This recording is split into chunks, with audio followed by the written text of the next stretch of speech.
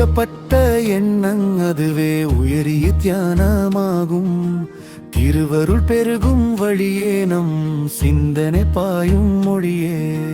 காலையும் மாலையும் உகந்த நேரம் கட்டிட வேண்டும் தியான பாடம். ஞானமே போற்றும் ஆற்றல் வளரும் நல்வழி காட்டும் தியானமே நம் உள்வழி தேடும் ஞானமே.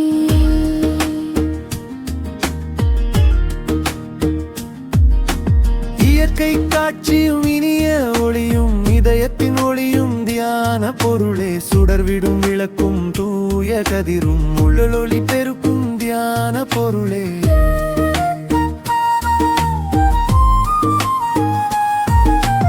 இறைவன் தன்மை இதயத்தில் காண இடைவிட தியானம் செய்திடுவோம். உள்ளுணர்வு என்னும் உயர்வு பெற்றிட யோக தத்துவத்தில் நிலைத்திடுவோம்.